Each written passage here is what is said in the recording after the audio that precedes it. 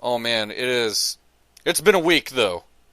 I know we've said that before, but this has been a fucking week for Yeah, the yeah, it crazy has. crazy shit that has happened or has been announced as, maybe the few things that have happened to us personally. More like crazy shit that keeps happening. Unfortunately, yes. Some good, some bad. But, well, fictional crazy shit is good, but real crazy shit, that's bad. That's always bad. Yeah, there's a lot of real crazy shit. I can't I can't think of any examples where crazy shit in real life has been fun. Well, you could argue the amusement park.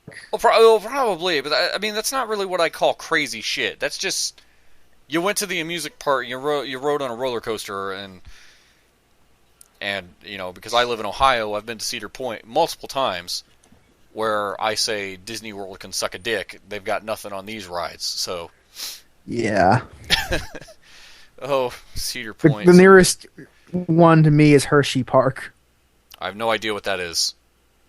Then again, you live in Delaware, so Yeah, it's literally how it sounds. It's the place where the Hershey factory is, and they have an amusement park I there. was gonna say like the Hershey factory I always think of is the one in Pennsylvania Yeah, because Hershey, Pennsylvania. yeah, Hershey Park. That Y- it's right there in the same area. it- that's nowhere near Delaware though. That's Not that long of a drive, actually. Honestly, I guess I just have to look at the map. Because I I can't can remember get how there in an hour fucking or far two. away some states are.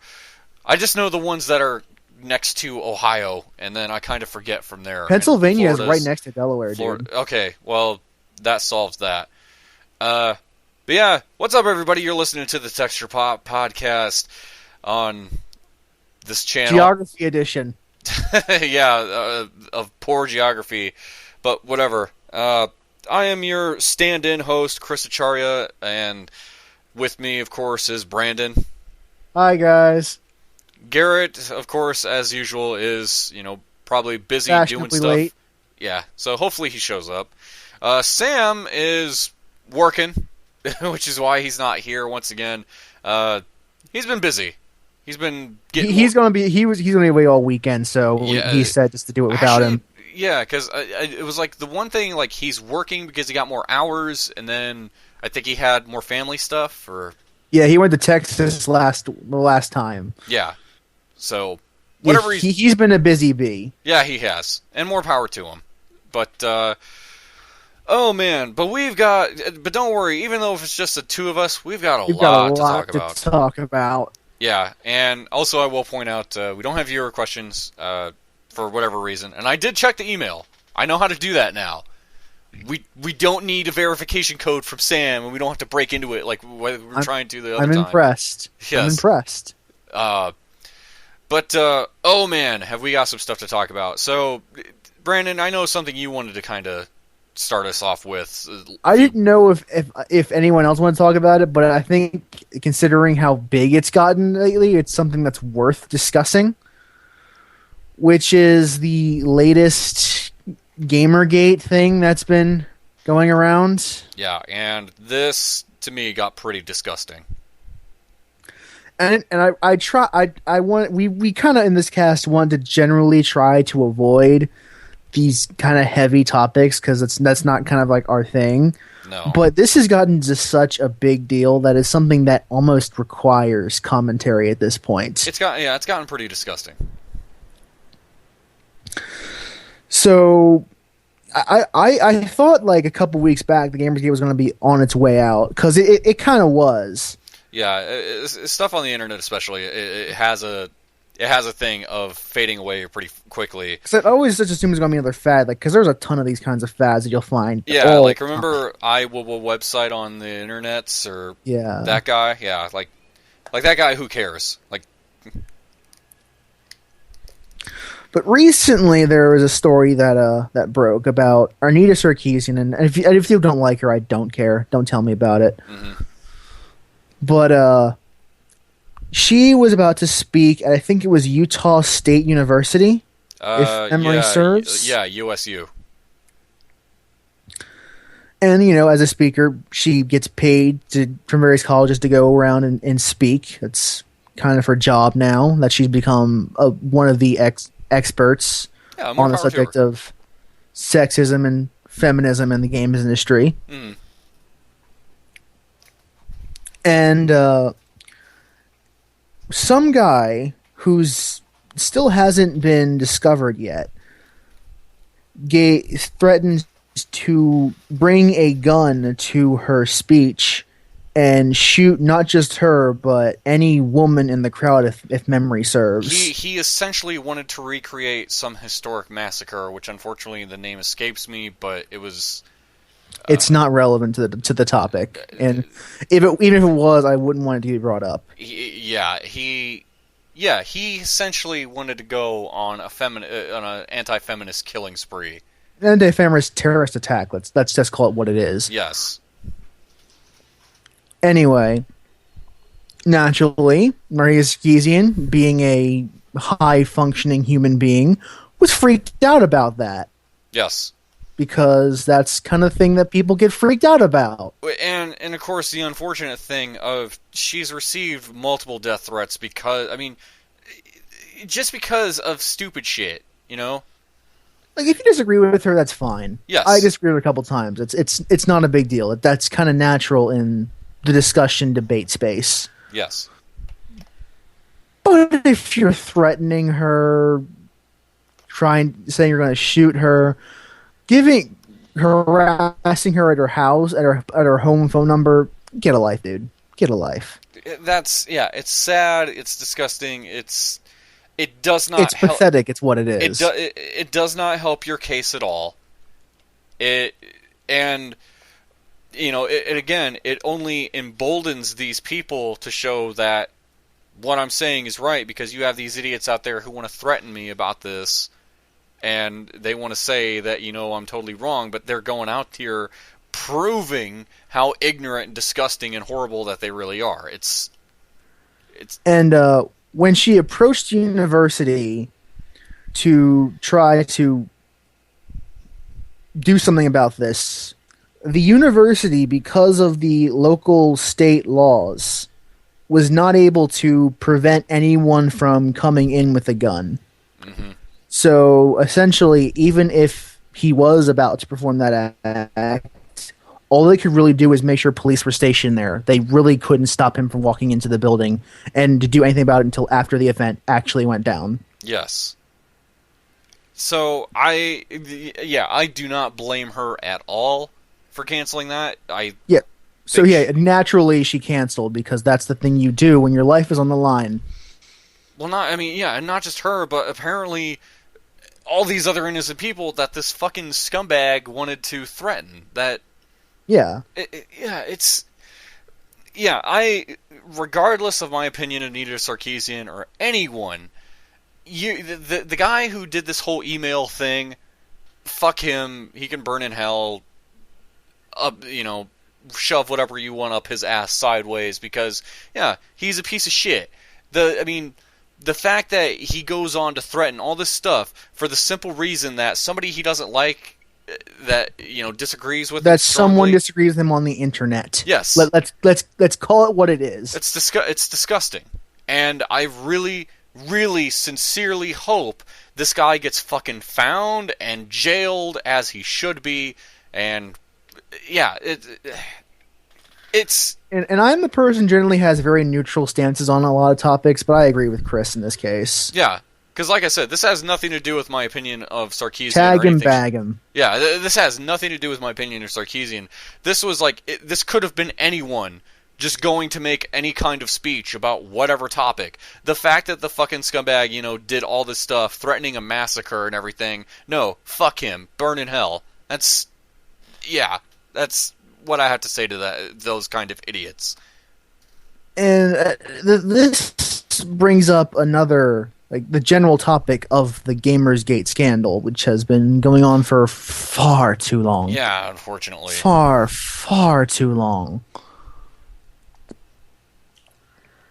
And honestly, I'm still not entirely sure why. It's kind of weird, especially considering like people on the internet tend to not pay attention to a lot of things for very long.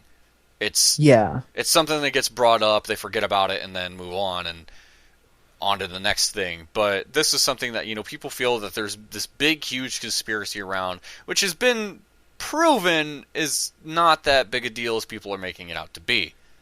I mean, of course, when you're in an environment with the community that is actually decidedly small, naturally these people are going to be friends with each other. Yes. It's not really something that can be avoided. I can't help but be reminded of some of the stories I remember hearing on the Giant Bomb cast, where some of the reviewers and the guys on Giant Bomb, they hang out with people who are developers that work in the industry and everything.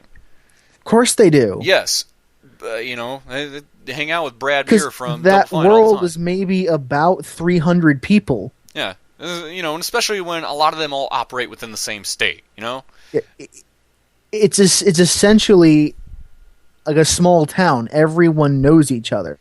And the thing that they have mentioned, and people have asked them multiple times if they, show any kind of favoritism to, developers or anybody like that because they happen to be friends with them, and the answer is no, they don't. They know to separate personal life from work.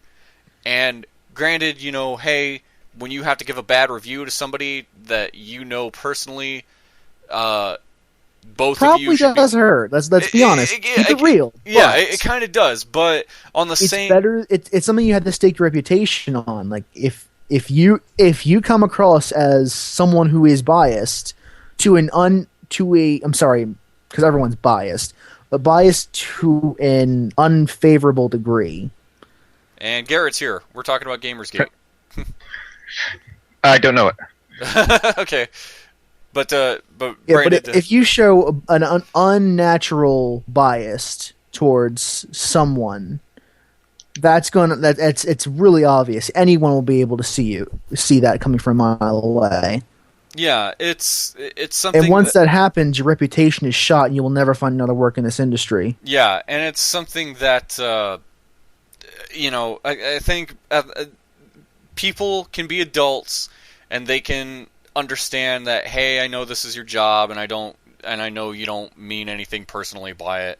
So yeah, they move on. I know the one thing that gets kind of referenced is the cartoon with the coyote and the sheepdog.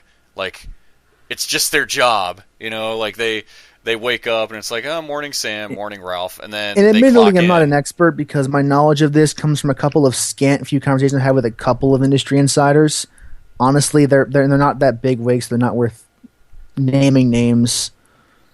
Yeah, but it's something that's very common, and it's something that it's just part of the industry. Yeah. So, yeah, I think if anything, as far as my opinion on the Gamersgate, I think it's just disgusting how long people are crying foul over stupid shit. So, what fascinates me about Gamersgate is that the claim is initially that the game that it's ethics in games media. That's what they're fighting for. That's what they claim to be fighting for. Yes. But all the evidence points directly contrary to that. Yeah. Basically. Because you think if that was the issue, then during the whole Shadows of Mordor thing, which was a legitimate scandal, Shadows of Mordor has been the PR people for that game were documented and proven to be trying to coerce essentially game reviewers. Yes, yeah, some shady shit went on. Yeah, and it wasn't pleasant. But where were they? There was no woman involved, so of course they weren't there. No. Yeah. So yeah, it's just it's one of those things where it's good to look out for shit sometimes, but sometimes people can just be fucking stupid when it comes to shit like this, and yeah, and that's my ultimate problem with Gamersgate is that they don't stand for anything. Yeah, and it's like not really, because everyone has an idea what they stand for, but no one knows what they stand for because they don't have a statement. Yeah, and if you feel that some group of critics, website, association or critic, singular, whatever, is corrupt by whatever video game company that you think has bought him off, then just don't follow him and get your reviews somewhere else. Or, hell, the internet being what it is, do your own damn reviews and see how long it takes before somebody, decides to point a finger of corruption at you. Or you could go to pressstart-discuss.blogspot.com and check out my completely unbiased reviews. Yeah, so I don't want to talk There's about no Gamersgate score, anymore. so there's no bias, of course.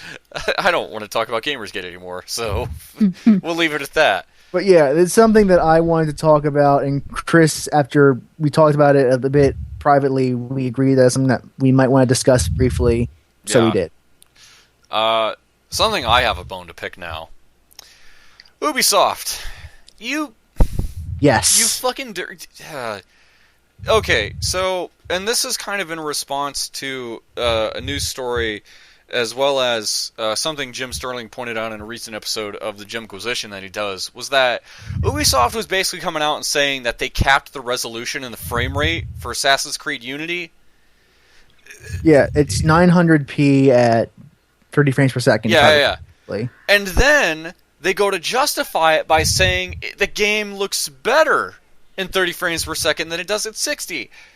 I'm sorry, but I'm pretty sure, I think it's a certainty at this point, that every single person in the world proved them wrong. Let me translate that for you, because I don't think you speak enough corporate, Chris, to understand what that means. When they say that it looks better in 30 frames per second and 60, what they actually mean is that we can't do anything more than 30. Yes, like, if Sam were here, he would be on a tirade about this right now. That's what they truly mean to say, but they can't, because that would be an insult to Sony and Microsoft's precious big machines. Yeah, it is so dumb. And here is the thing, and the thing that really... There have been other companies that have done this before, and I've kind of, just shrugged my shoulders at it. Like, when it came to DMC Devil May Cry, it's like, I played it, I didn't care. But... when it comes to this, Ubisoft in particular, and the reason it pisses me off so much, these are the guys, these are the same motherfuckers that not too long ago, when the PS4 and the Xbone were coming out, they were like, oh, we know next generation's coming, but we want to see the generation after this because we want to see what real graphics power is. These are the motherfuckers that kept begging and kicking and screaming for more graphical power, and now they want to tell us that 30 frames per second is better than 60? Fuck you, Ubisoft. Don't shit on my sundae and try to tell me it's chocolate. You dumb motherfuckers. Suck Don't my pee on cock. my leg and tell me it's raining. Oh my god, it's stupid. These were the assholes that kept begging and kicking and screaming that the 360 and PS3 aren't good enough anymore. We want more better graphics and power. It's like, well, here you go, dumbasses. And you were the ones that told us that. Like, it's the industry that keeps telling us, because people want better graphics and everything. Because the industry kept telling us better graphics is better. It's almost like there's a point where graphical prowess peaks. But that's how they've trained people. They kept telling us, look how pretty this is. Look how much better it is. Look at the resolution and for the the textures. record, that was a slight at Ubisoft, not you, Chris. Just for the record. I know. But for fuck's sake, it's just stupid. And now you have idiots out there saying that, well, it would be better if it didn't have as high res. Fuck you. Suck my cock. Yeah. I would take a lower resolution if it meant 60 frames per second. I'd accept that. Probably, yeah. Because sometimes you don't look at every texture in a game, and that's fine. But I agree fully with Sam that once you go to 60 and you try to go back to 30, you notice it. You totally notice it. It does make a big difference. And not just, in shooters, like Sam likes to play, it can make a huge difference, not just for looking at the game, but playing the game and where your shots hit and how everything counts. Fighting games especially. You cannot say shit about frames per second in a fighting game. Fighting games or whatever their frame rate is, it's vital to have that consistent. Single frames can make a difference in a fighting game. Absolutely. So, yeah, Ubisoft, get fucked. And game industry, when playing online a fighting game, a dropped frame can mean the difference between you winning and you getting a combo. Yes. Absolutely. League. League, you want that shit running at full 60 frames a second, or else you're going to be getting behind, and you could have made a move that could have immediately swapped the entire fight. Yeah. Yep. 60 frames a second is far better. It's far more realistic, and anyone who disagrees... So, I mean, like, the only thing where that might make a difference is a game like Civilization or XCOM, where frame rate literally does not matter because it's turn-based. Yeah. Other than that, it's generally a fairly important trait. If you're doing, like, animation-based, time-based kinds of things, you're going to want a solid frame rate. Yeah. Ubisoft, suck my dick. It's fucking right there. So, Chris, you mad, bro? I don't want to talk about that anymore. I've said what I needed to say about it. It's just it's bullshit like this that makes me look at like AAA publishers and say, fuck off the end of whatever handle you're holding, because I feel like the stuff that I really want, I don't hear indie devs talking about shit about how their frame rate or anything is, or how the hardware we have now just isn't good enough. We need better hardware. And then when you get it, you bitch about how you can't really get the most out of it. Like, motherfucker, just I think the only other things news-wise to kind of move on to something a little bit more pleasant was, before we get into our usual spiels, is some crazy shit happening with Marvel. Movies especially. Yeah. On that topic, did any of you hear about the impending civil war in the Marvel Cinematic Universe? I certainly did. Garrett, I don't know if you did. No. For those who are unaware, after the Avengers 3, there is a news story about a leak in one of the potential future scripts for the post-Avengers trilogy. After Avengers 2, you mean? Yeah, that's what I meant. Yeah. Yeah. What they're basically going to do is they're going to bring the Civil War comic book plotline into the Marvel Cinematic Universe. After that, it's going to be Tony Stark's Iron Man versus Captain America in the Civil War, as you partly as you remember it from the comics. Yeah, and of course, obviously, they have to take some very heavy liberties with it because they don't have all of the characters and factions as they have access to, because some of them are at home at other studios at the moment. I'm still pulling for Spidey going back to Marvel at some point. Yeah, but I don't get my hopes up, because I'm sure even Marvel is like, who cares? But the whole idea of... Because I think they basically confirmed that Tony Stark, Robert Downey Jr. will be in Captain America 3 as the antagonist, in a sense. And what's funny about this is that Marvel also announced in their comics that there's going to be another Civil War that gets kickstarted. And to kind of give a brief summary of this, for those that don't know what the Marvel Civil War was, unless you just feel like going to Google or whatever, or Comic Vine, whatever wiki you want to go to. But the short version is that a group of superheroes kind of fucked up, and a whole town and a school full of innocent children got fucking blasted off the map, and people kind of go to the government very pissed off, saying that there needs to be accountability, and the government basically says that there's going to be a registration act that all superpowered humans, everybody has to register and, give the government their identities if possible. And of course, you've got two sides of this. You have Iron Man, who basically feels like, yeah, we totally need to do this, no more secret identities. And then you have Captain America, who's like, no, this is a violation of civil liberties, that's bullcrap. And they were both kind of down each other's throats, and there were superheroes fighting superheroes, blah, blah, blah. Spider-Man was kind of on both sides. Like, at first, he was pro-registration because there was that whole thing where he revealed his identity. He revealed his identity to the entire world. Yeah, and then... Of course, there's no takebacks on that until one more day. There was takebacks on it, because then Doctor Strange had to rewrite the fucking universe and undo that shit, as well as... I thought that was one more day. Yeah, I've never... actually read this, but I know what you're talking about. I've heard about it. That was pretty nuts. Yeah, it's one of the most infamous lines of comic books. This happened in 2006. Now, me personally, I didn't like it Because, I mean, there's all kinds of excuses you could have superheroes fighting each other, and that's fine, but me personally, I'm like, I liked it better when they just fought the bad guys instead of each other, and... Well, you've always been the kind of guy that likes it black and white. Yes, well, yeah, kind of. I mean, not kind of. There's a gray area, but you know, I didn't like the idea of Tony Stark being a complete fucking douchebag. It's like, I kind of get where they were going for, though, but they kind of make him a douche, and then Captain America gets dead temporarily. Do you know Iron Man? Well, he's always kind of a douche. Well, kind of, yeah, but at the same time, it's like his time as Iron Man is supposed to teach him what it means to be a hero, but of course, what we're learning here recently, especially in Marvel Comics, is Superior Iron Man, which is going to be it's going to be all douchebag Tony Stark.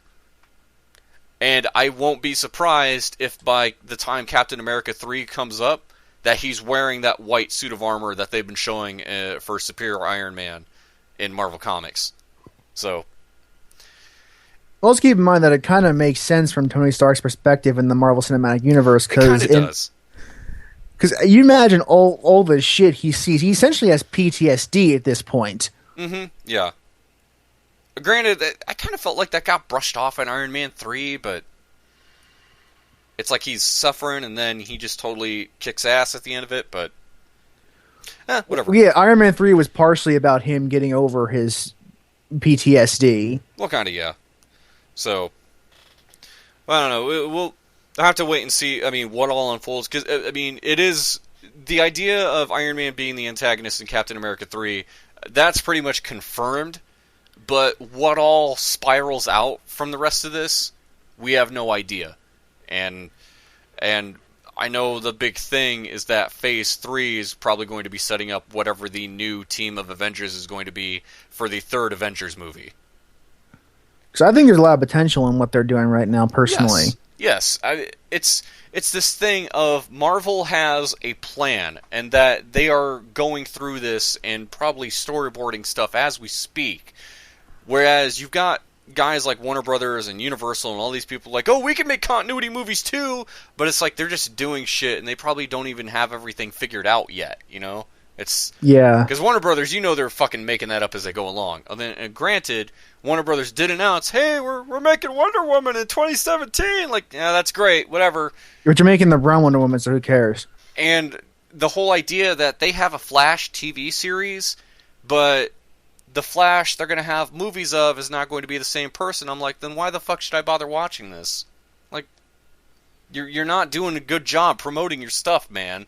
Like, DC has never really been able to figure out how to get what should be easy to translate superheroes into movies. They've never been able to do that. Yeah, Warner Brothers and DC, they really don't know what the fuck they're doing. I mean, it's obvious that whereas Marvel and Disney, like, Disney basically looked at Marvel and said, just do whatever you want, and then when you need us to write a check, we'll totally do that. Yeah, they essentially wrote Marvel a blank check because they know that Marvel's a cash cow and it's going to generate lots of money no matter what they do. Because Marvel, as an entertainment group, they know how to make movies. They've proven that. It's not that Disney has to make the movies for them. Whereas with Warner Brothers and DC, it's like those two don't really talk often. DC does not know how to make movies. It's basically Warner Brothers are the people that do the heavy lifting for movies, and because they don't talk to each other very often like they should be, shit gets confusing. Like, I still thought it was hilarious, the whole idea when DC Comics said, we're going to make Green Lantern gay, and then they looked at their movie for Green Lantern and said, wait a minute, Ryan Reynolds has to play a gay character, and then somebody had to go over there and explain it to him. No, mainstream Green Lantern's not gay. Just like some sort of side universe. Yeah, the no one gives a shit about. Yeah, it's just the like that right there. That's the epitome of why we don't get good DC comic book movies. That totally explains Man of Steel to me too. God, that was a piece of shit. Yeah. Okay, I will say I don't hate Man of Steel, but man, that could have been a lot better. That could have been a lot better. You got close to hating Man of Steel. Like, yeah, like, fucking David Snyder. I believe you ranted on this several times to us. I don't like that movie. No, not... My friend likes that movie. I don't like it. Zack Snyder, I'm sure he's okay, but David Goyer can fuck off. and I don't want to get on that. That's another tirade. But back to the Marvel Cinematic Universe, I think this is going to be pretty cool because no matter what you can say about Civil War Quest, the Civil War line, it's sold a lot of comics. Shit is going to go down. We know that. Yeah, this is going to be some pretty cool shit going down. It's going to be weird. Like, it's the thing of, like, if somebody does get killed off in a movie, there is a good chance they may stay dead. That's the other thing. Yeah. At least in the movie continuity. 50-50 chance on that. We will see. So, I guess since we've been going along about random shit, so Brandon, how has your week been? My week's been doing pretty good, actually. Really? And I've done a couple of interesting things this week, games-wise. First off, I have finally, at long last, beaten Project Cross Zone. Oh, God. You haven't talked about this in a while. Because I haven't had a reason to, because every fucking story mission was the exact fucking same. And even to the end, it honestly still is. It's just, it's the story mission that's the last one, therefore it's special, and therefore I can finally be done with this fucking game. Oh. But yeah, I really, really don't like that game. I don't know if I've made that clear enough. Well, you finished it. Did finishing the game change your opinion at all, or do you just still hate it? I still hate it. Wow. But you were probably not surprised by this reveal that I still hate it. I guess if you had gotten this far and the game wasn't changed your mind yet, it probably was never going to. And my final time I clocked was 50 hours. Jesus. For the record, there are only 46 missions in this game. So one fight can take over an hour on average. Oh, God.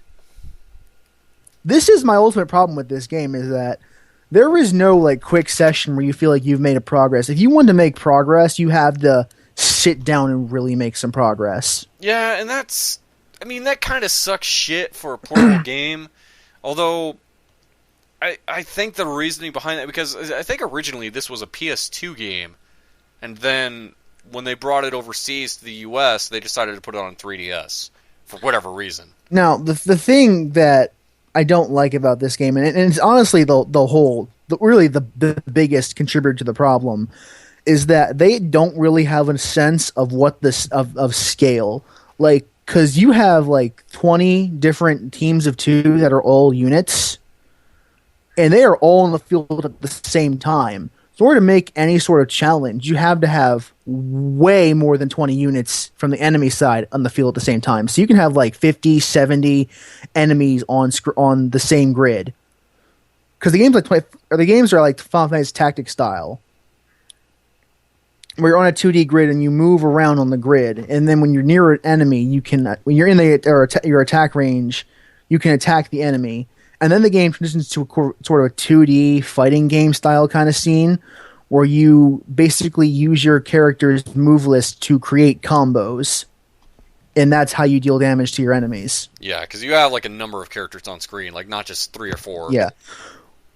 Well, you have a 2-person unit, which is called a partner unit, which consists of 2 people, but they are essentially treated as one unit, and they have a list of moves.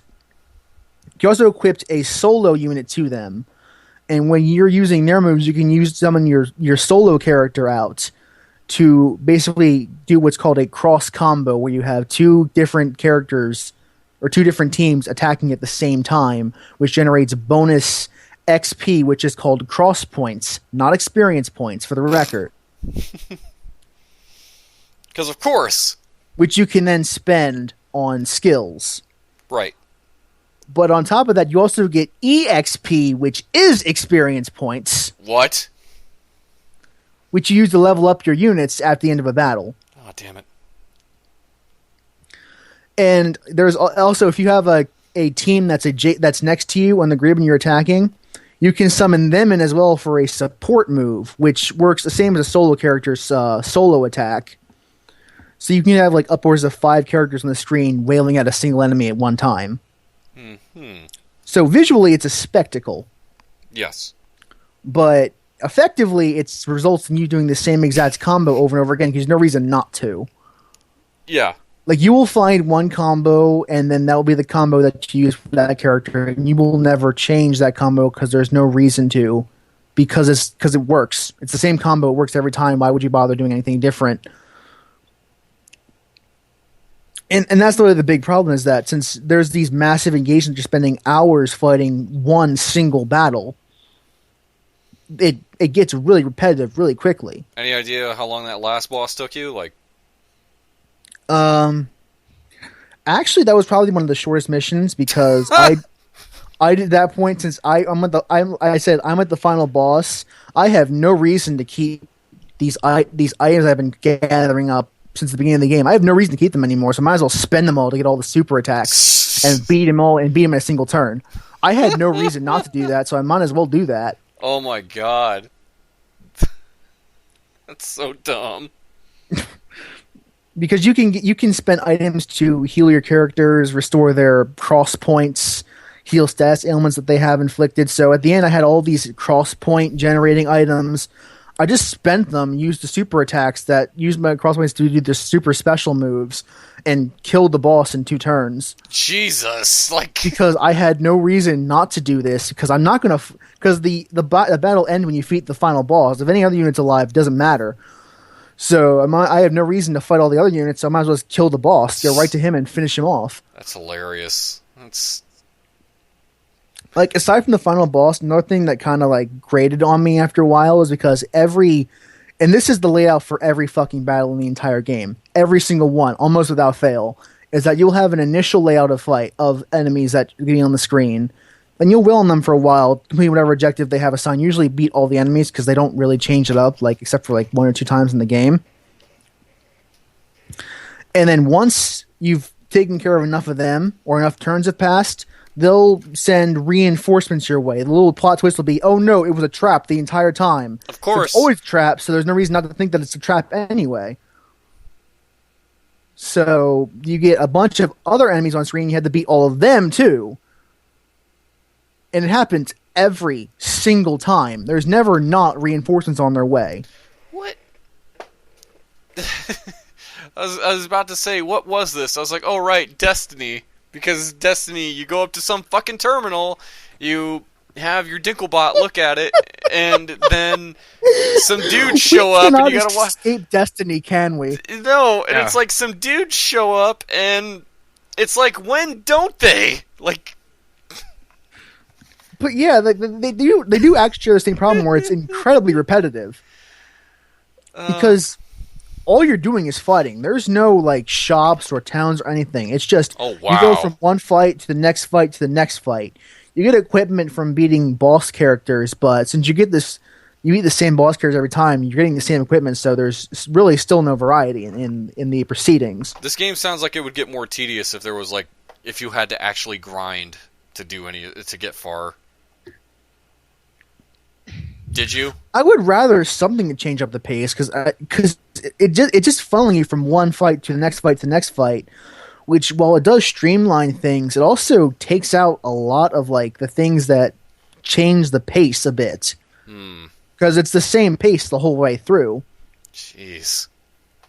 Cutscene followed by initial battle, followed by plot twist reinforcements, followed by beating them all up at the same time, followed by cutscene that transitions to the next battle. It's the same flow. Jesus. It doesn't change. So, it's like really the only real novelty is that here's a bunch of Capcom characters, here's some Marvel characters, or not Marvel, but Namco. It's Namco, Bandai, Sega, Yes. and Capcom. Sega's in this? Yes, they have What? a couple of Shining Force characters in there, and I think Resonance of Fate's also their brand, I think. I don't know, but that's weird. Anyway, that's also a thing that it's kind of cool at first, the crossover stuff, but then as the story goes on and you get a ton of characters, because you have a 60 character party if you include all of the partner characters and all the solo characters. Holy crap. Yes. And since you have 60 characters all competing for screen time, you have what I like to call crossover syndrome, where what was at one point a fully fleshed out, multifaceted character becomes a caricature of their most well-known traits. Oh, man. And all the characters are happy. It's something that you really can't avoid when you have a 60 character roster. But like, it's kind of disappointing when you see all these characters, but even the ones you've never like been a fan of, that's only like a part of their personality in whatever work they were in. Yeah, it's only the part that is most recognizable, makes them most distinct. And then since you have all these characters too, they only get like 1 or 2 lines per scene at the most, so you don't really get to see them a lot in the actual storyline. Because again, you have a 60 character cast. Right. Yeah, and that doesn't even include the boss enemies that you fight in the story. I think of like the people I know that have played it though. I think you're probably the only one that has been vehemently against this game. Like, just I'm writing an impressions piece now, and I'm almost having the same problem we had in the arena, that I'm writing too much. Because like everybody else I know, it's like, yeah, this is super great. Like, it's something that it's not for everyone. Like, if you know the cast, you might be able to get away with liking this game. Fan service. Yeah, it's fan service. And there are some good parts about that, because there are a lot of like in jokes and continuity nods that some people will appreciate. Like, for example, it's kind of funny to see Chris Redfield and Jill Valentine make fun of characters from JRPGs and how stupid their outfits are. That's funny. Because let's face it, it's true. Yeah. There are a couple other things that are kind of amusing, like Frank West getting a lot of erotica shots from some of the scantily clad women in the party. That's funny. Yeah. That totally works. But again, it still suffers from that kind of caricature kind of thing where you're only getting like the most well-known in-jokes. Yeah. So, anything else aside from Cross Zone, or? Well, I have also, since I don't have a game aside from this to play right now, I decided to invest some time into Shin Megami Tensei Nocturne. Oh shit. Yes, and I'm actually having a blast. I'm dying a lot, but I'm having a blast. Yeah, I've heard that game is not kind, to say the least. Let me tell you what, it's incredibly annoying when you get really far in dungeon, you're like an hour away from it, like maybe 10 or 20 minutes away from a save point, and then you get one-shotted by someone who casts an instant death spell on you. Ooh. That's annoying. Yeah. And I've rage quit a couple of times. I'm like, you know what? I just lost 20 minutes of progress. I don't feel like playing this game anymore today. Like, that's just... You have stuff that happens like that kills whatever progress you made, and like whatever game boner you had of getting farther is just dead. It's like, nope, my desire is done. Like, and I'm trying to think what year that game originally came out on. Digital Evolution came out in 2005, and this came out before that, so probably around 2004, 2003, if I had to make a guess. I would probably say 2003, simply because Atlas, or the people behind Shin Megami Tensei, like they're not really known for rushing out shit unless they really intend to. Although they did really well a while back, because they were reusing a lot of the same assets, so they were able to get things out a lot faster because they had the same demons in all the same games. Yeah, so you can kind of get away with not doing a lot of enemy design. Yeah. So, but it's like the whole thing of save points that you can only save in certain spots. Yeah, is a pain in the ass, and it's something that I think is like from a bygone era. It is something from a bygone era, because in the modern era we have what's called quick save. Yes, absolutely.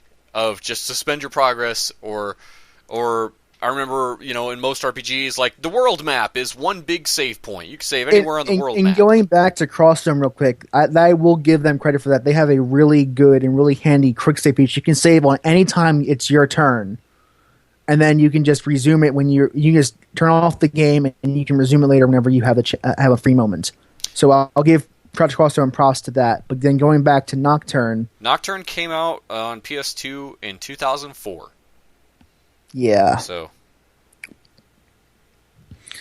it's a pretty interesting game. For those who aren't aware, Nocturne is the third main game in the Shin Megami Tensei franchise.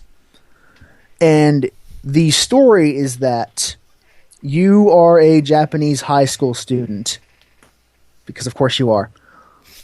And you visit your teacher in the hospital. Except when you get to the hospital, there is no one in there except for two of your friends who also wanted to visit your sick teacher. Right. And while you're there, you find out that she is basically trying to end the world. And she succeeds. Okay. So you and your friends, since anyone in the hospital survives the apocalypse, that was like the thing. So you and your friends are the only people who are basically the only humans left alive in this post-apocalyptic vortex world. And then Lucifer comes in, like the actual Lucifer. He has the alias Lewis Cypher. Oh, God. Okay, sure. He takes interest in your character, the protagonist, and turns him into a half-human, half-demon. Yeah. Spawn? Is it Spawn? and kind of yes and kind of no. So you are the demi-fiend, which means you're a half-human, half-demon. You're the only character in the entire world that has this unique combination of traits. So you basically go around this post-apocalyptic world, recruit demons to your side, and I haven't gotten to that point yet, but it's getting clear that it's getting there.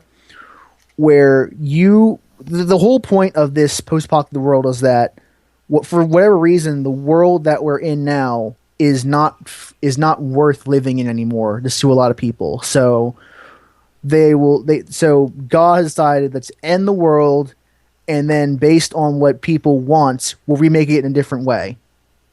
Okay, sure. So, and the reason Lucifer gives you your demon powers is that you are the chosen one who is going to decide how to remake the world. And he takes interest in you because you have that trait, that you were the chosen one. Okay. So you kind of go out and explore the world, and there are different factions in the world left over from that each have their own reason, which is what they desire the next world to be. Like there is a faction whose reason is that they want the strongest people to rule the world, the physically the most powerful people to rule the world. Whereas another faction wants everyone to be the exact same. And you can choose any one of these reasons, because I read a bit about this before I played the game, like well before I even thought I was going to ever had a chance of actually playing the game at any point in time. Right.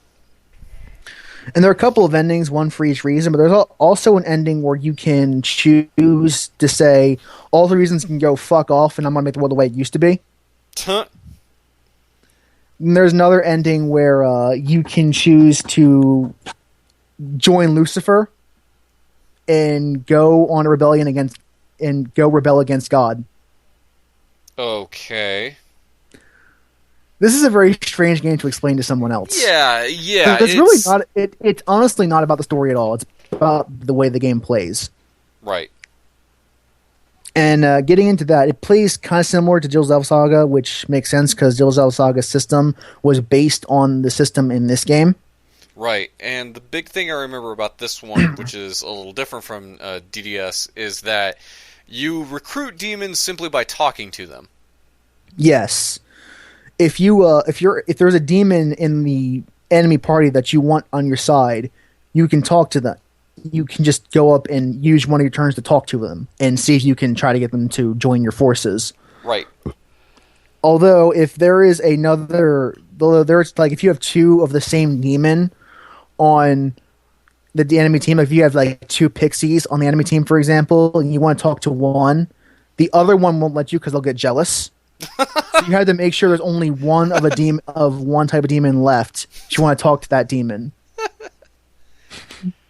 That's kind of funny. And then you can begin negotiate. First, you got to get them to like you by just talking with them. And then once they like you, you can start negotiating terms on how to get them to join you, which basically they ask for something and you choose to either give it to them or not to give it to them. And if you give them enough of the things they want, they may join you and they may not. Yeah, which is a lot more of a friendly alternative than DDS, where you straight up ate them. Yes. Another thing that's different from this game compared to DDS is that in DDS, your turn order in the press turn system was pre-selected by you before the battle started. In this game, it's determined purely by the agility stat. The character on your team with the highest agility goes first, basically followed by like the next fastest character, followed by the next fastest character, and then ending with the slowest character. Yeah, it's basically like any RPG. But aside from that, it's the same. If you have one turn per character, if you exploit weakness, you only spend half a turn. If you get an attack dodged or nullified, you lose 2 turns in that attack. And if you get your attack drained or repelled, you lose your entire round. Right. So the objective is in this game as well to exploit weaknesses and to try to make sure that the enemy team doesn't get a chance to exploit your weaknesses as well. Right. So you said you probably only got how far into this? I'm about 20 hours in. Jesus. My character's current level 40. Crap. And there's also a different There's also different sorts of development in this game. Some demons can evolve if they get a high enough level and learn all their skills. For a quick example, early in the game, if you get Pixie to level 6, you can evolve into a level 10 High Pixie. Nice. And there are all sorts of different examples of that. So it's Pokemon. Kind of. There's only a list of 10 or 12 demons that have that ability in the entire game. So it's not a list where every character can evolve. Some of them can, some of them can't. Well, that's kind of true for Pokemon too. Not all of them get to evolve. But the gist is that since demons level up, they learn a skill. And they have a list of skills they can learn, and they'll learn the next one that skill when they level up.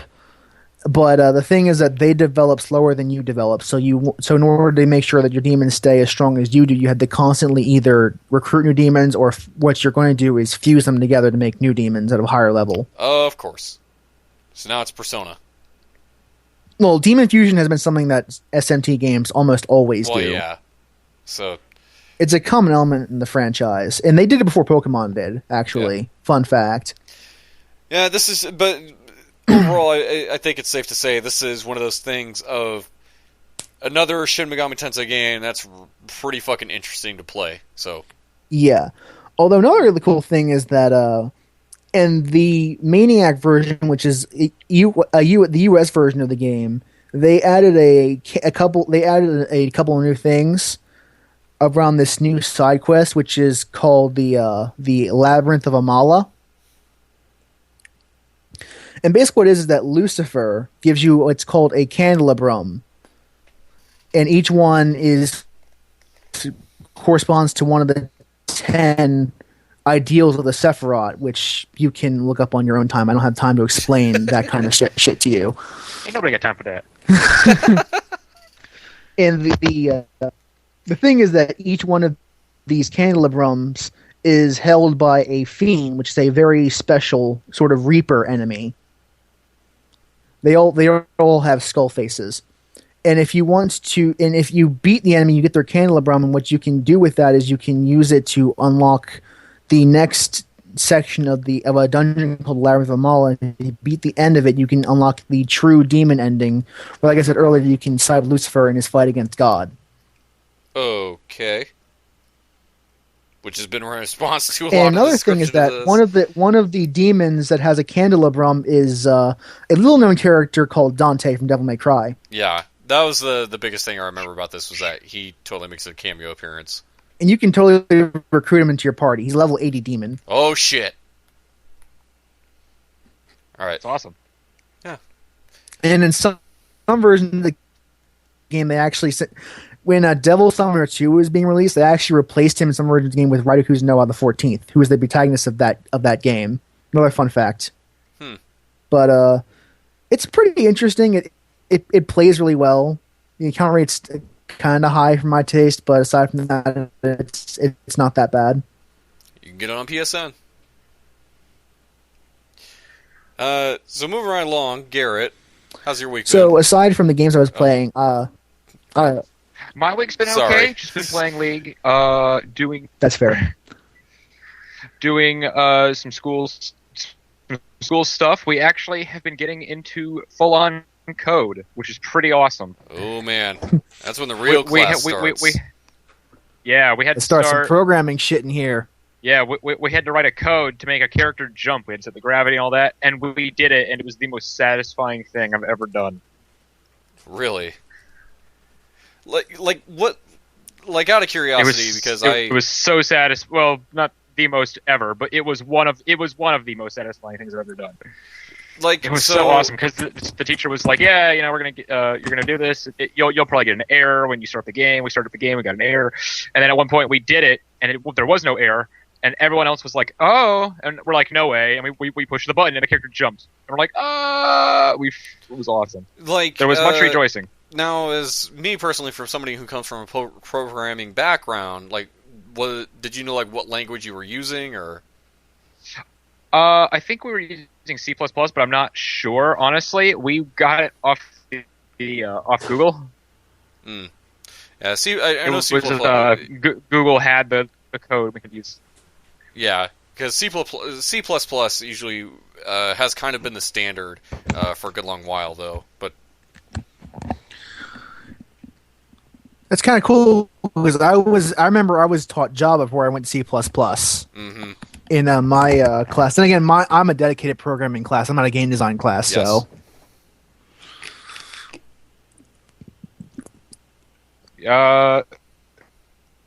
Dang. What you, Garrett? Let's see. I've been actually getting really into my old school, my old Japanese stuff. I don't know why. I've just sort of I've been looking at all my Japanese stuff, and I've been thinking I really need to get back into that. Like I'd say weeaboo, but I'm in no position to talk after what I just talked about for 20 minutes. Like we went to Edward McKay's, and I bought Old Boy, the original good one, not the although shitty. that's a Korean movie. Yeah, and then the Japanese film was Ichi the Killer, which is Ichi the Killer. Okay. Itchy the Killer. Ichi the Killer. Very, very bizarre, yeah. Very bizarre little thing, and it was pretty good. It was, if you're okay with gore and just insanity being projected onto a screen, then you should definitely check it out because I think it's really good. What was that? I think there was one that was just straight up called Tokyo Gore Police. And I heard it is a really fucked up movie. Like, so bad. Yeah, like I've not seen it, but I've seen stuff. Yeah, I've seen stuff from it, and it's really screwed up. Like, I've seen. I saw I saw some stills from it and stuff. It's It's like the one image. Is this like the one image I remember the most? Is like this chick whose lower body is just this monster mouth. Like, yeah, like. Yeah, like her legs are the lips. Like these really long, like alligator lips, and inside, like, is the teeth. It's fucking. I'm like, that looks awesome. Yeah, it's super fucked up. Like that's like a nightmare. I gotta see this. Yeah. But I got Ishi the Killer, and Ishi the Killer is actually really good. It's about they get this guy. He's very. It's almost like he has autism or something, and this guy just kind of wants money. It's never really explained why he does this, but they give him these. They tell him like they manipulate him and tell him, you were bullied as a child, and these Yakuza, they're bullies too, and you have to stop them. And he has these shoes, and the heel has like this razor on it, and he'll run around doing like kicks and doing these kicks to like the heel. Oh man, will hit people and cut them open. It's super. It's weird. That sounds gnarly. Yeah, he gives them a call on the phone to let them know like he killed the target, and he answers the phone and goes hello, and it's Ishii on the end of the phone going like crying, and then he hangs up. All right, he's got him. It's just weird. It's weird, and then you have the main bad guy. Man, I can't remember his name, but he has these cuts in his cheek. So he can open his mouth really wide like a snake, and he actually bites a guy's fist at one point and like bites the skin off the top of it. So you can see the bone. It's messed up. Yeah, that sounds pretty fucked up. Yeah, it's funny because they're chasing down a guy. He has these two Yakuza guys chasing the dude down. The dude flees, and he runs into this psycho like sadist dude. He's the main Yakuza dude. He's the bad guy. Runs into him, and the dude is sitting there watering the guy's flowers on his porch. It's something about that, and then he turns, sees the guy. Oh, hey, I didn't see you there, and he puts it down. Good evening, like with a smile on his face. Wow. It's actually, I'm like, it's really well done, and I found out the guy was the guy who played that was also in Thor as one of the Guardians. In Asgard. The Guardians of the Galaxy? No. He was one of the dudes in Asgard. I don't know who, but I was like, oh, that's pretty cool. Yeah, but he was an actual character though. The guy has a name. Yeah. So I think that was kind of neat. So I don't know which character he was. I have to look that up. It's one of the Asgardians though. That's pretty cool though. Yeah, and so that was a good movie. If you are okay with seeing something really fucked up, and it has a lot of gore and a lot of adult themes, definitely go check that out. Not for people with weak constitutions. Absolutely not for squeamish people. No. Yeah. Also, some really good practical makeup in that movie. Like I didn't know how they did that. But really? So other than really good practical makeup, like needles going through someone's cheek and coming out their mouth, and he moves it around and it actually moves. I'm like, how did they do that? I wonder. Shit. I'm like, that's really well done. I don't know how they did that. Touche, movie. And then you'll have some scenes that are shitty CGI, and you're like, oh, it's from 2001. Displays the best in terms of how makeup is better than CGI. Yeah, pretty much. Mm-hmm. But okay, so other than that, I went back and I've been reading my Gantz mangas. I have a friend that used to be really into that in high school. I have haven't no seen idea it what in a that while. is. Gantz is very good. Gantz is it's about these guys, and there's a homeless man. Like they're riding the subway together. They're leaving their classes, and they see a homeless man who has fallen onto the tracks, and they go to help him up. While they go to help him up, the train actually ends up coming and hitting them and killing them. They get the homeless man out alive, though. Then they wake up in a room with other people who have recently died. And there's just a floating giant black orb inside the in the room with them, like right in the middle of the room. And they go and they touch the orb, and it opens up, and it hands out these suits with their names on them, as well as these guns. And then it shows a picture, and it says it's an alien, and it tells them basically to go kill it. Okay. So yeah, it's weird. And if you kill it, you get a point, and if you get enough points, you can come back to life. They don't know this, but they go and they barely get out alive. A lot of people die. It's actually really well done because everybody, even the main characters themselves, they are expendable. They can be killed. everyone's fair game. So it's really tense. Like, who's going to die? Who's not going to die?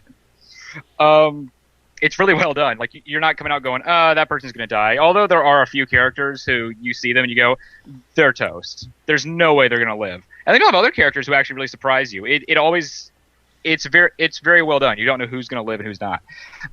But so they go, and it turns out nobody can see them. It teleports them out of the room. Nobody can see them except the person they have to kill.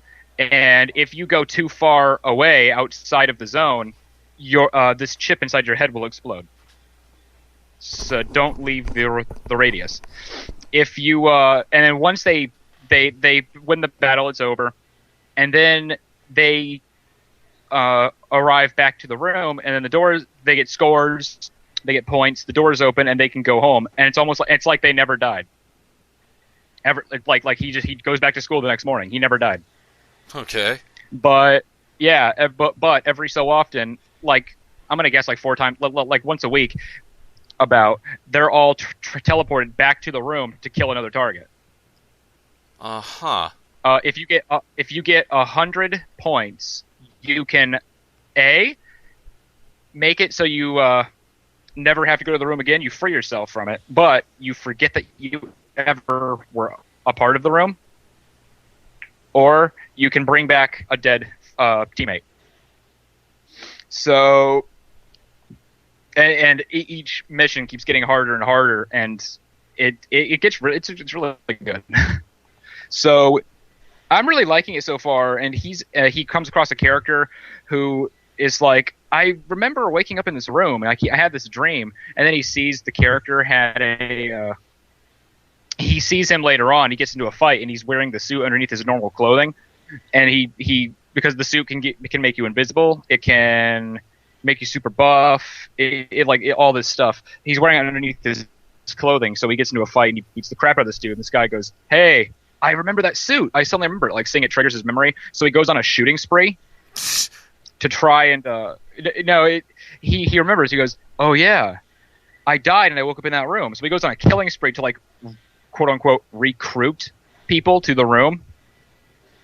That's kind of dark. Yeah, that's and it's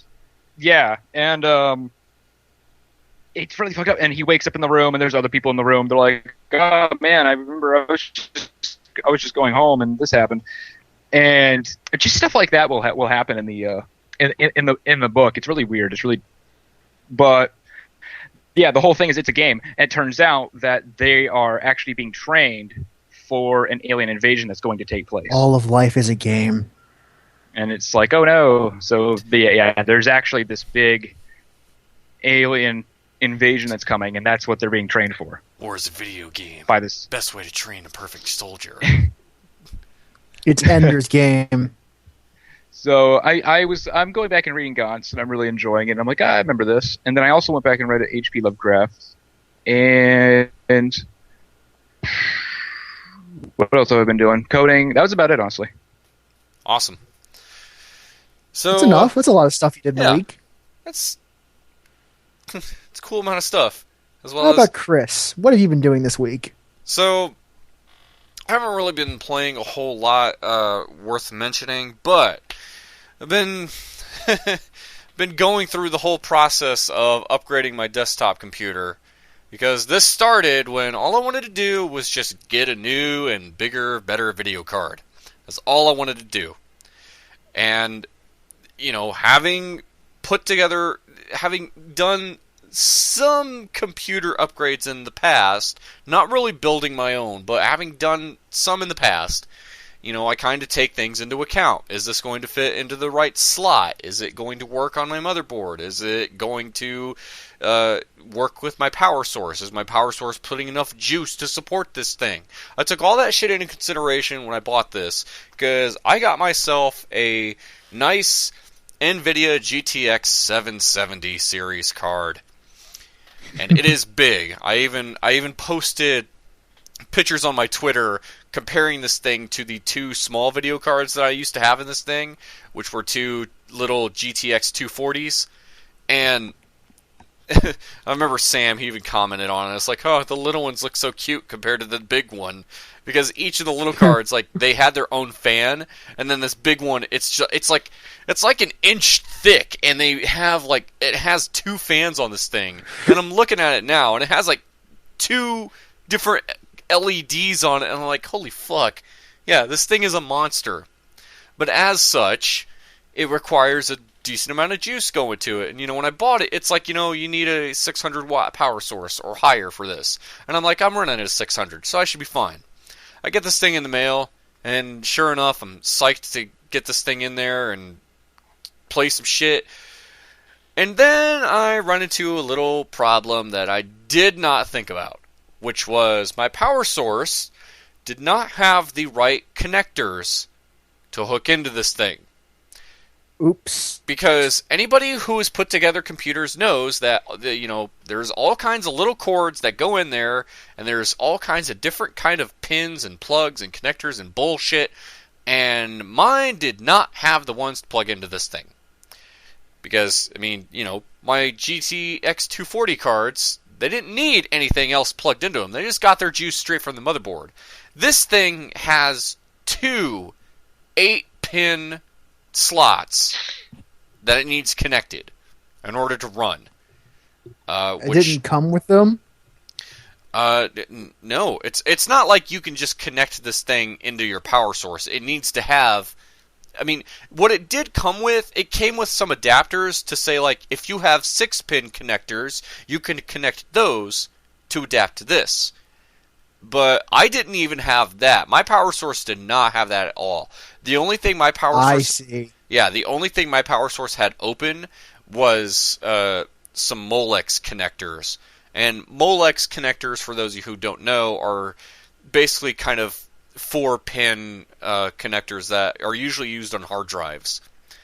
And unless you're using serial ATA, which is another can of worms entirely for people who don't know. Parallel ATA, serial ATA. People put together computers know what that is, but... Mm-hmm. But, yeah. So, one alternative, and this was probably something I shouldn't have even wasted the money on, but it was cheap, was some $10 adapters. Like, I went to Google and I was like, do there exist Molex to 8-pin, like 4-pin Molex to 8-pin PCI, PCI Express? And there are, and I bought them I bought 2 of them for $10, and as I later discovered, I probably shouldn't have even wasted that on them, because as I found out, there are some people that say that while there do exist adapters for that, you really should not be using those in the long term. Those things should be used as a temporary solution.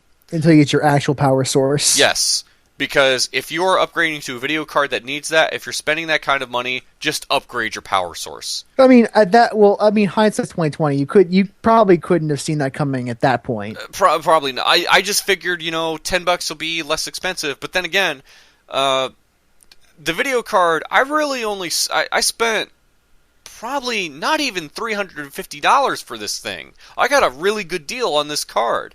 Like, I was expecting to pay upwards to $500. No, I didn't even pay $350 was probably the most I paid, around that ballpark. I don't have my receipt on me, but I got a good deal on it. And when I got the adapters, I attempted to put the video card in, use those, and started up. Got the drivers installed. I'm on the desktop. I'm like, great, it's working. Try to play a game, black screen. And at first I figured I'll update Windows, see if that works. Then I'll try playing Borderlands 2 at 16 by 900 resolution. Black screen after like 5 minutes. And I was like, yeah, this isn't working. And I told a friend of mine about this, and he basically said, yeah, you're probably overloading your 12-volt rails. You shouldn't be running a game like that.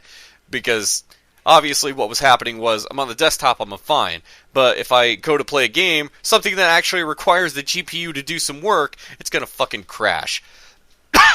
So I went through the trouble of just ordering a power source, and this took forever to come in the mail. Like, my video card, that took like 3 days to get here. Power source took like a week and a half. But power source only set me back like $85, $90. So in total, I probably spent maybe a little over $400 on this entirely, but that's still, excuse me, that's still fairly inexpensive as far as PC hardware upgrades go. And especially because getting the power source plugged in, it wasn't that hard. It was basically, I disconnected whatever cords were going from the last one, which there weren't a whole lot, and then plugged this one in, and my only issue was I've got all these other fucking cords on this thing, because this one gives you plenty of room to expand. Because I went from a 600 to a 650, which isn't bad. That's moderate. And there's all kinds of cords hanging off of this thing, and I had everything that I needed, because I made damn sure if I'm paying $90 for a power source, it's going to have everything I fucking need, because I don't want to get this thing in the mail and go, fuck, now I'm missing something else. But thankfully that was not the case. I got the power source in, I was like, yep, this is for my hard drive, this is for this drive, this is for the processor, we are good. And it had the proper connectors for the video card, got it up there, and of course, before I even plugged my computer back in, I'm just sitting there at that moment of, oh god, I just had this big fear of, am I going to turn this on and this thing's going to blow, like something's going to go horribly wrong because I didn't do, that there was some idiot step that I just missed. But no, thankfully, I got everything in and turned it on, played some games for a considerable length of time, I might add, and everything ran perfectly fine. So I can safely say that yes, I upgraded my computer, and hopefully I won't have to do this again for like 5 more years. Because that's always the hope. Yeah, because I mean I've had this desktop since beginning of 2010, and it has been doing very, very well for playing the games that I want to play. But it was getting to that point where my hardware's, while it's doing the job, starting to cry for a bit. What? Starting to cry. Yeah, like while it's doing the job, it's kind of, it's showing its age, and I'm like, and the motherboard is really good. Like, I don't need a new processor, because the processor was top of the line at the time, and it's still very good now. It's I forget the exact thing, but like what gigahertz my CPU is, but it's quad core, and it does very, very well. The motherboard, it can take up to 16 gigs of RAM, but I've only got 4 in it now. But that RAM's going to be the next thing that gets upgraded, because I might as well fill it out. Might as well. But yeah, getting that video card, though, that was just my big thing. That was all I wanted to do. And the power source, it didn't set me back that much. And I am glad I got it.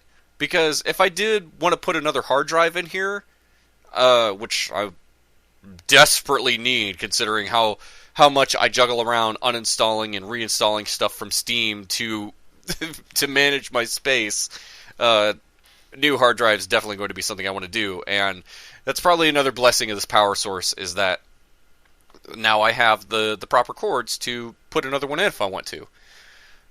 And of course, people would probably look at what I had to go through to get this thing upgraded to a point where now this thing probably does better than my current generation consoles. But given the amount of time that I've had this desktop to when I had to do this, it wasn't that bad. Not to mention, upgrading this thing was a lot easier now than it probably would have been 5-10 years ago. Yeah. Yeah, people still seem to realize, it's such a pain in the ass to upgrade your PC. No, it isn't. It is a lot easier now. Because really, all I had to do, the video card, even like the instructions basically tell you, just put it in, then put the CD in, install your drivers, you're good. That's it. Because years ago, you would have had to fuck with things like dip switches and all kinds of just ridiculous bullshit that I'm glad you don't have to put up with now. It really was just a matter of open up my case and put it in there. That's it. And it was the same thing for the power source. What do? Take the old one out, put the new one in. That's it. You're done. And it was really easy to connect everything. So, yeah, and I'm pretty confident this thing is going to last me another 5 years before that's when I probably ultimately decide, yep, new motherboard. So, that was my little upgrade and my little adventure in upgrading my PC, and that was basically just about the only worthwhile thing that I ended up really doing this whole week. Because I was That's trying something, though. yeah, and I was trying to get Borderlands, the pre-sequel, to install, although... Actually, no. The other thing I had to do this week was I finally replaced some of my fucking wiring that I've been pissing with for my internet connection. Because,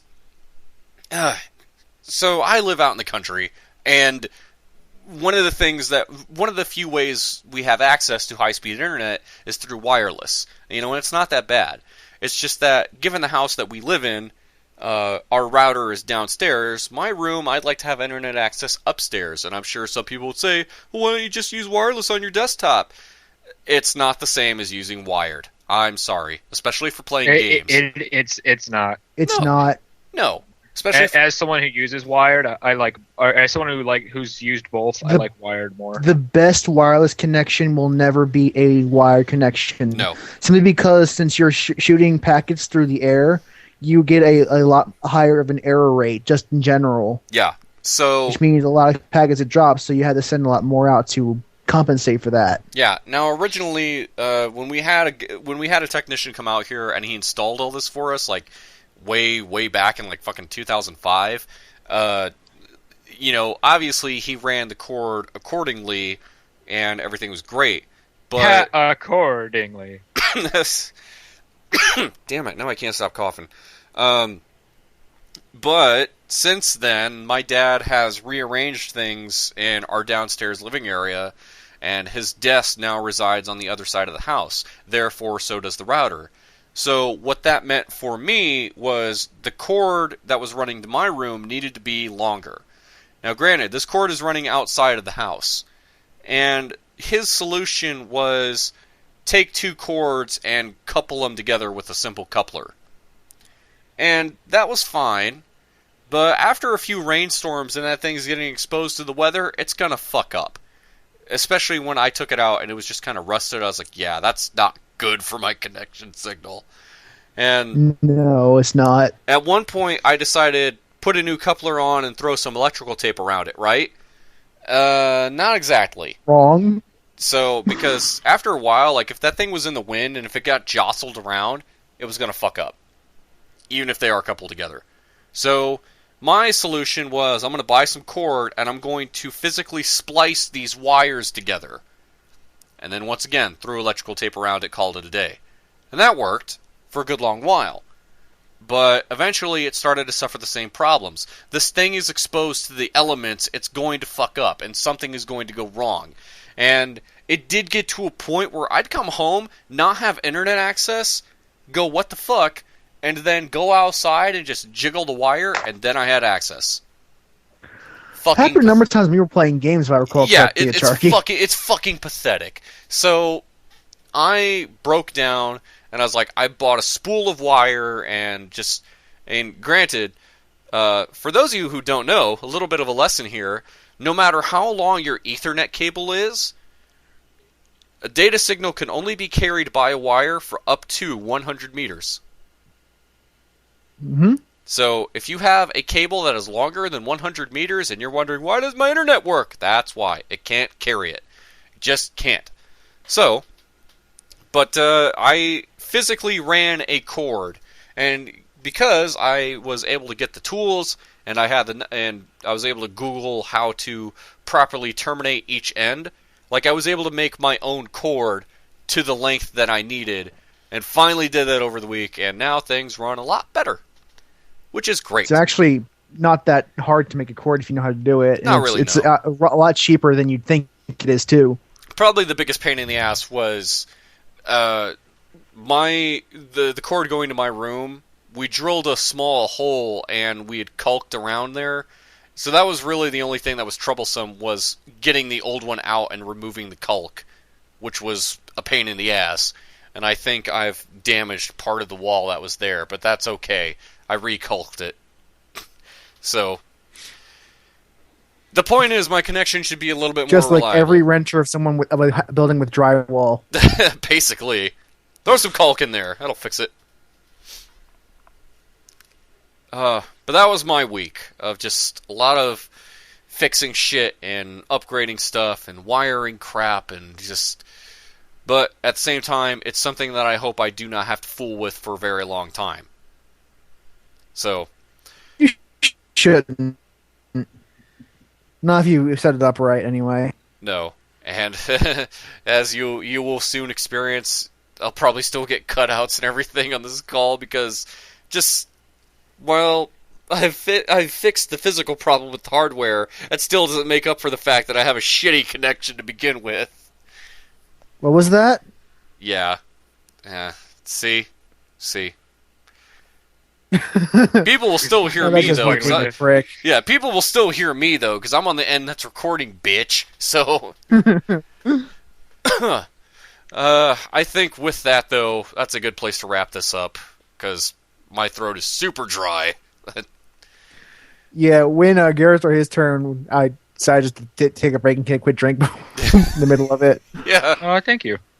The best thing is that my drink is right here, so it's like a very short walk. We listened to you. I was taking a drink. He was here when you were still talking. The best part is that my fridge is literally in the same room, so I was listening to him as I was getting a drink. Oh, well, Lottie, Uncle Tom, da.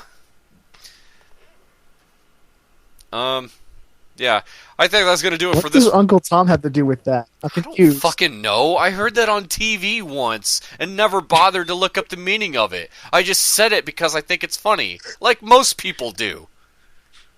Because for those of you who aren't aware, Uncle Tom is a political term. I'll explain it when the cast is over. Yeah, because we're not going to say... Everybody else can Google it.